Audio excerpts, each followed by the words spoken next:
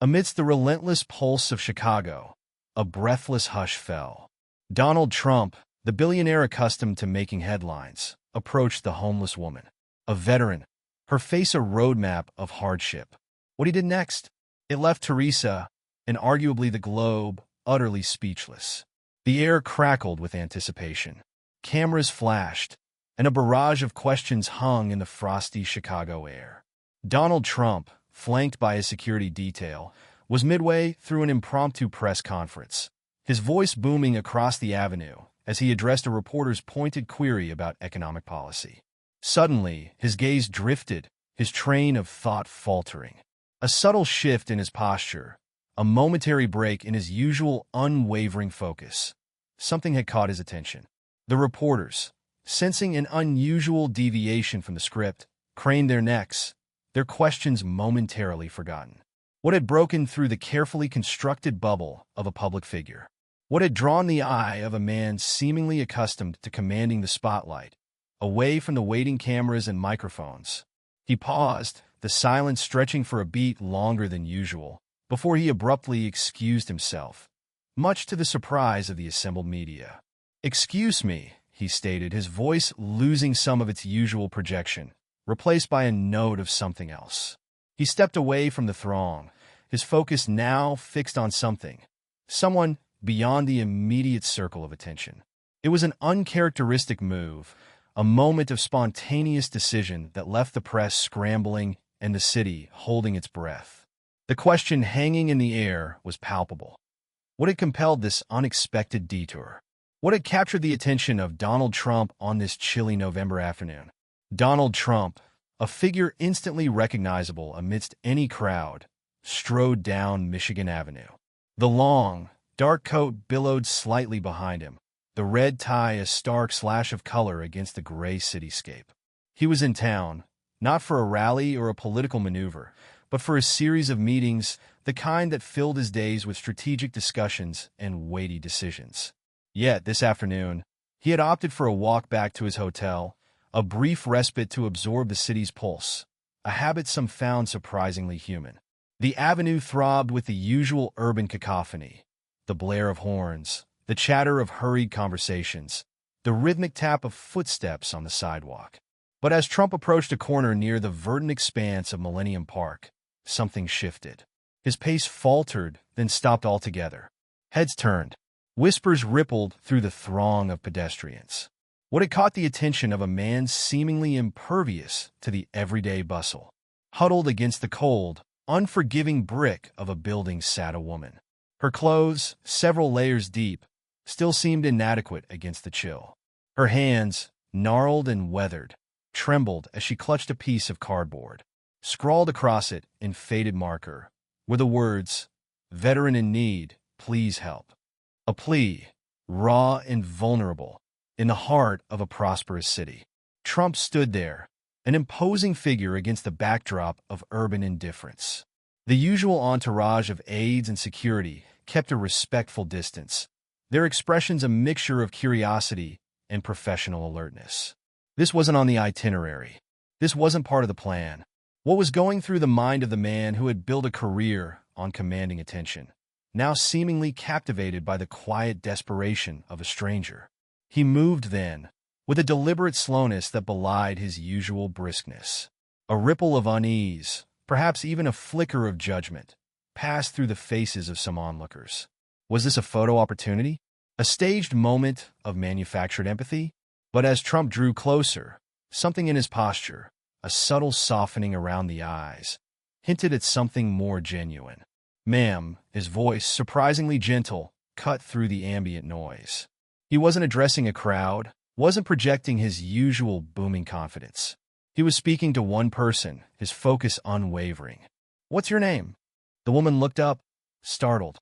Her eyes, once fixed on the indifferent pavement, widened with a mixture of disbelief and apprehension. She hadn't expected anyone to stop, let alone someone like Donald Trump. Years of hardship had etched lines of weariness onto her face, lines that spoke of battles fought far from any battlefield. "It's Teresa," she replied, her voice raspy, barely a whisper. "Teresa Hensley." Trump knelt then, an unexpected gesture that sent a fresh wave of murmurs through the small crowd that had gathered. Here was a man accustomed to towering over others, now placing himself on the same level as a homeless woman. The contrast was stark, almost jarring. Teresa Hensley, he repeated, the name sounding different on his tongue, imbued with a newfound significance. You're a veteran? A barely perceptible nod. Yes, sir. The words were heavy with unspoken stories. Served in the Army for 12 years. Got injured overseas. Her gaze drifted away, lost in the labyrinth of painful memories. And, well, things haven't been easy since. Trump nodded, absorbing her fragmented narrative, the unspoken struggles hanging in the air between them. This wasn't a soundbite for the evening news. This was a human being, a life fractured. Why are you out here, Teresa? He asked, his voice devoid of judgment. Only a quiet concern. Don't you have a place to stay? A slow shake of her head, a gesture laden with resignation. Lost my apartment months ago. Couldn't keep up with the rent. Been trying to get back on my feet, but her voice trailed off, the unspoken, its hard, echoing in the silence. Her words seemed to hang in the crisp November air, a stark indictment of a system that had seemingly forgotten its own. Here was someone who had answered the call of duty, who had borne the physical and emotional scars of service, now relegated to the fringes of society. The disconnect was palpable, the injustice glaring. Trump, a man known for his decisive action, seemed to wrestle with the weight of this reality, a flicker of something unreadable in his eyes. He couldn't just walk away. The script, whatever it might have been, had been abandoned. Something unscripted was about to happen. He reached into his pocket, not for his wallet as some might have expected, but for his phone. Teresa, stay right here, he said, his voice firm but reassuring. We're going to fix this. The pronouncement hung in the air, a promise whispered against the roar of the city. What exactly did fix this entail, coming from a man of his stature? The onlookers, and Teresa herself, could only wait, suspended in a moment of unexpected hope and lingering disbelief. Trump stepped a few feet away, the murmur of the Chicago crowd fading slightly as he focused on the call. On the other end, his longtime assistant, Margaret, picked up with her usual crisp efficiency. Margaret. Trump's voice was direct, devoid of the usual public bluster. I need you to find the nearest high-end hotel with immediate availability. And get a doctor on standby, someone who can do a thorough checkup, discreetly. Tell them it's urgent, but keep it confidential. A pause, barely perceptible, on Margaret's end. She was used to the unexpected demands, the rapid shifts in plans. Right away, Mr. Trump. The inherent trust and unspoken understanding between them was palpable, even over the phone line. He returned to Teresa, who watched him with a mixture of bewilderment and a fragile stirring of hope. The suspicion that had initially clouded her eyes hadn't entirely dissipated, but it was now tinged with a tentative glimmer of something brighter. Had she misjudged him? Was this some elaborate prank? The idea seemed absurd, yet the situation itself was equally surreal. Help is on the way, Trump stated, his gaze steady, offering a reassurance that felt surprisingly genuine. But first, he gestured towards a nearby food vendor, the aroma of grilled onions and hot dogs wafting through the air. Let's get you something warm to eat. He flagged down the vendor, a bewildered young man who usually served hurried office workers and tourists, not former presidents and certainly not homeless veterans. Trump ordered a steaming bowl of soup and a hearty sandwich, the transaction swift and decisive. Teresa accepted the food with hesitant gratitude, her hands still trembling. Whether from the cold or from a burgeoning sense of disbelief, it was hard to tell. She ate slowly, deliberately, as if savoring each mouthful, warmth spreading through her chilled limbs. As she ate, Trump didn't press her with questions, didn't demand a detailed account of her misfortunes. Instead, he asked simple, human questions about her time in the Army, about the places she'd been, about her family, a topic that brought a fleeting shadow of sadness across her face. He listened, truly listened, his usual air of self-importance momentarily absent, replaced by a quiet attentiveness. Passers-by stole glances, their initial curiosity now tinged with a sense of witnessing something extraordinary, something that defied the usual narratives. Minutes later, the sleek, black SUV materialized at the curb, sliding smoothly into the flow of traffic. Margaret was efficient, as always. A well-dressed driver, his demeanor professional and discreet, stepped out and held the rear door open. Trump turned to Teresa, his expression gentle. "This is for you, Teresa. We're taking you somewhere safe, somewhere warm."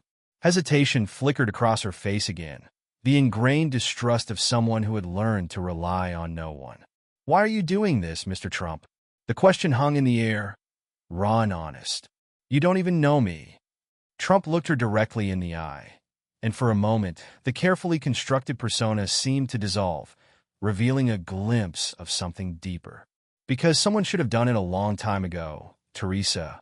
The words were simple, yet they carried a weight of unspoken acknowledgement, a hint of shared humanity that transcended their vastly different lives. The SUV glided away from the curb, carrying Teresa away from the harsh realities of the street and towards an unknown future. The small crowd that had gathered dispersed, murmuring amongst themselves, the image of the former president kneeling on the sidewalk beside a homeless woman etched in their minds. The usual rhythm of Michigan Avenue slowly resumed, but for those who had witnessed this unexpected encounter, something felt subtly different.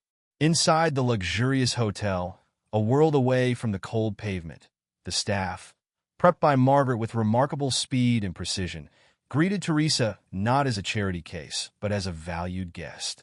There were no whispers of judgment, no averted gazes. She was escorted to a spacious suite on an upper floor, a haven of warmth and comfort. The plush carpet felt alien beneath her worn shoes.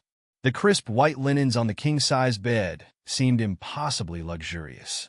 A hot shower, the first in what felt like an eternity, washed away not just the grime, but also a layer of despair that had clung to her for months. Fresh clothes, soft and new, replaced her tattered garments. As promised, a doctor arrived soon after, his manner professional and kind. He conducted a thorough examination, his questions gentle, his concern evident. He provided medication for her ailments, offered advice on nutrition and rest, treating her with the dignity and respect she deserved, a stark contrast to the dismissive glances she had grown accustomed to. Trump remained nearby, not hovering, but ensuring everything was handled smoothly, a silent presence overseeing the delicate operation. He made a few more calls, his voice low and purposeful.